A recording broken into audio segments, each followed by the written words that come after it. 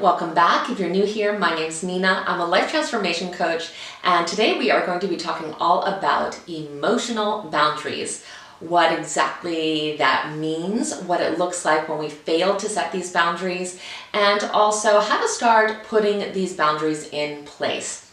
So let's start by just kind of talking about what a boundary actually is. So they are simply the guidelines that we create to help other people know how we want to be treated. And we set these in place so that our relationships can be healthy and appropriate and mutually respectful. And there's many different ways that we can create boundaries, and there's many different types of boundaries. They can be mental, they could be material, they could be physical, or they could be emotional. And I would be more than happy to talk about any of these different types of boundaries in future videos. Please let me know in the comments if you are interested in that. I wanted to focus on emotional boundaries today, however, because it is the type of boundary that I most commonly see violated, and definitely something that I struggled with in the past greatly.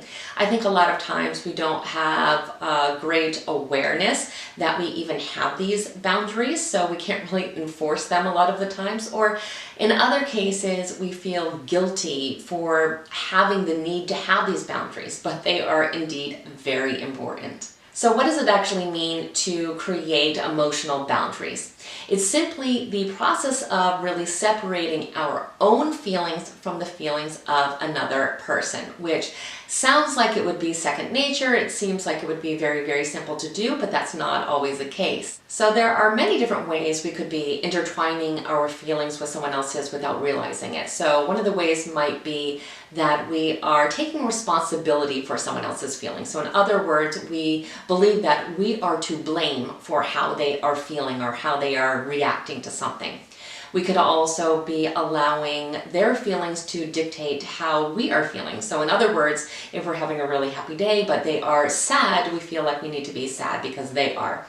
Or if we're really angry about something, and let's say our partner says it wasn't really a big deal and that we shouldn't be upset about it, that we kind of just stuff down our own feelings. We could also be sacrificing our own emotional needs to put someone else's emotional needs first, and really, again, just ignoring our own needs. Or it could be completely the opposite, where we are constantly blaming other people for how we are feeling or how we are reacting to a situation. So if these things sound familiar, if this is a pattern of behavior that you can definitely recognize, please do not feel badly. This is actually very, very common because unfortunately, so many of us really lack that awareness about emotional boundaries. But I must make one thing perfectly clear, and that is that you are not responsible for anybody else's feelings, even if they say that you are. You're not responsible for someone else's happiness, and you do not have the ability to control someone else's thoughts or behavior. There's a huge difference between listening to someone, caring about someone, being empathetic and validating how they feel, and taking responsibility for those feelings. And sometimes people will actually say it. They'll actually say, you know, look what you made me do, or you're making me feel this way, or any type of other finger pointing.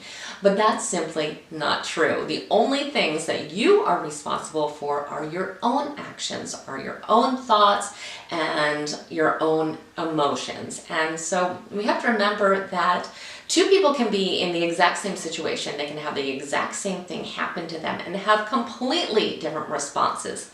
And so that shows to us that it is not the situation that controls the response, it is the person that is having the response. So we cannot be blamed for someone else's response or how they choose to deal with something. And by the same token, we must understand that our own feelings cannot be contingent on other people's feelings. And I know this one is really hard, and this is something that I still struggle with myself sometimes, because I think we get conditioned to believe that if we really loved someone, if we really cared about someone, that their emotions should matter more. But really, when we are making our own emotions contingent on their emotions, we are always at risk. We've given all our power away. They have control of how we feel, which is never good. That's very, very dangerous. We have no way of knowing how they're going to be feeling or what mood they're going to be in. and we are going to always let that influence us. So we must learn to separate our feelings. Our feelings are different from their feelings, and that is fine. That is good. It could happen that we are feeling the same way sometimes, but that is certainly not going to be the case all the time. We can learn to validate their feelings and understand and be sympathetic again to their point of view without taking on these emotions ourselves. That is a huge difference, and also a huge life skill that can just help us so much when we can understand that we are separate. We have these boundaries in place so that someone else can be feeling one way and we don't have to, again, take it onto our shoulders. We have to remember, of course, in any relationship, whether it be with a parent or a child or a friend or a coworker or a romantic partner, that we always want to, be respectful of them and be the best person that we can be. And even when we are acting in a way that we think is moral and right and good, someone can still have problems with that. And that's why it's important that we are, first of all, authentic and we do express ourselves, but also that we have these boundaries in place, because people can, dislike our behavior or our own emotions at any point in time. It doesn't mean that they're wrong or invalid. It just means that that person is different than we are. So again, that's why we need to have our own emotional identity. A lot of times people ask me how they can know if they are struggling with emotional boundaries, because this is a term that maybe they haven't really heard before. And one of the key things that we can find in these types of relationships that lack emotional boundaries is that we always feel drained around that person. We feel like we have to kind of walk on eggshells. We have to be careful with how we are phrasing things. We don't want to upset people. We don't want to make them angry. We don't want to make them sad, because we feel that we are going to be personally responsible for those emotions. You also may find that you feel like you are invalidated, that you aren't really seen or heard in the relationship. Or you may feel really guilty all the time because you do feel like you are making someone feel this way or making someone behave in a certain way. And these are all signs that we're really struggling with these emotional boundaries. Another thing is we could feel resentful all the time, or again, we could be feeling like everybody else is making us feel this way, that what they are doing has, forced us to have these different emotions. And that's why it becomes so important to set these boundaries, because it has a strong effect on any of our relationships. So we end up just throwing so much mental energy out the window, and it can really lead to burnout. It can make us feel deeply dissatisfied with our relationships, and it can contribute to feelings of anxiety and depression. So we must learn to protect ourselves from other people's emotions. So how can we really do this? How can we know what our own emotional boundaries are, and how can we learn to set them? I think it's a great question, because so many people don't realize they have an emotional boundary need until someone else crosses it, and then they realize because they feel upset. But we have to also realize that just because we have these boundaries set into place doesn't always mean that other people are going to respect that boundaries. So we do have to figure out what our boundaries actually are, and then we have to figure out what the consequences are going to be if someone else really does violate that boundary. Now, there's really 5 steps to this process, and the first step absolutely must be to identify what your boundaries actually are. And that's going to be very different from person to person, and again, not always crystal clear right at first. So we're going to have to spend time in introspection, really thinking about each of our relationships and, where those boundaries are going to be. What are the actual boundaries? Some examples could include something like you are willing to, listen to someone's complaints or concerns, but you are not willing to get yelled at or get blamed for something. It could also be something like you are happy to talk about, a situation with someone else, but you're not willing to do it the second you get home from work. So you want to figure out what those boundaries actually are. The second part of this process can be the most difficult, especially if you are used to being a people pleaser, but we must communicate these boundaries to all the different people in our life, and we can do this directly, and it's important that we do it directly.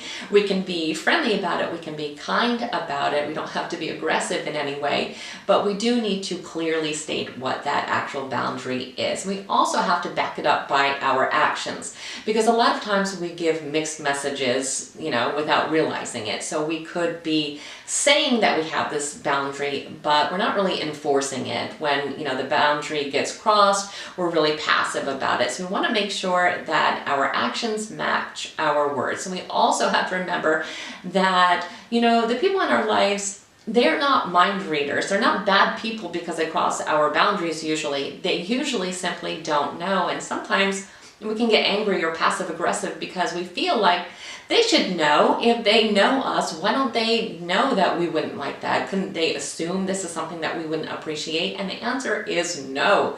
A lot of times people really have no idea because they are so focused on their own selves.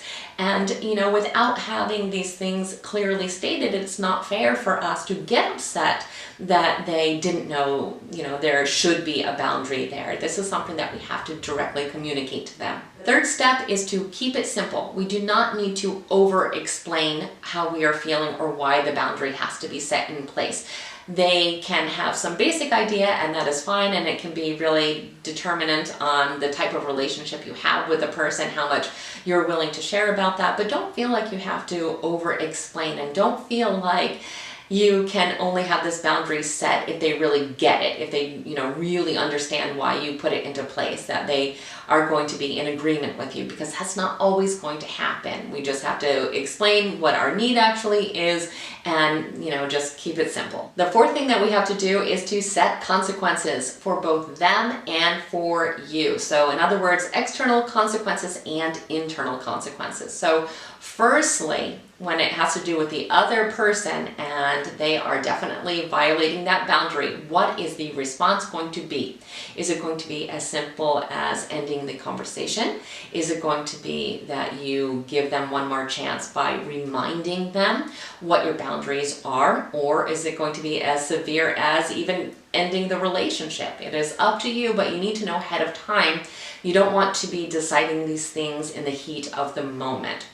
Also, we need to know what our internal consequences are going to be when we know that someone else is violating these emotional boundaries. So are we going to stop and remind our own self that we need to separate our feelings from that other person, that we need to tell ourselves that we are not responsible for their feelings? When we are designing these reactions ahead of time, they are much more likely to be healthy. So we can also do something like deep breathing exercises, or we can simply just remind ourselves that these boundaries are there for a reason and they deserve to be respected. So we want to, again, design what's going to happen for the other person's consequence, and then what we are going to have happen to us internally if and when those violations happen. And the fifth and final step is evaluation. Just constantly checking in and making sure that these relationships are operating in a respectful manner overall,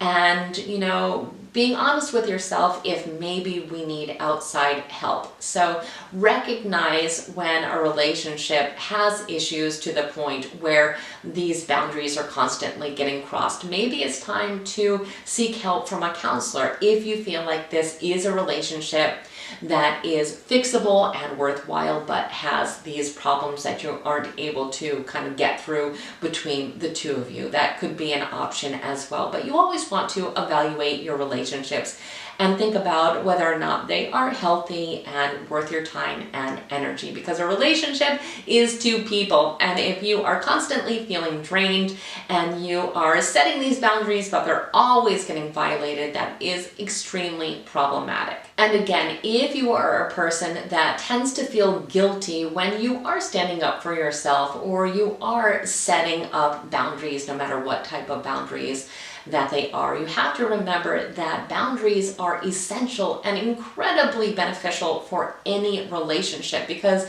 they help people know what is going on and what the expectations are. People don't get into relationships because they want to harm someone or, violate boundaries. They get into relationships because they care about the person. So the people in your life deserve to know where your line in the sand actually is so they can respect that.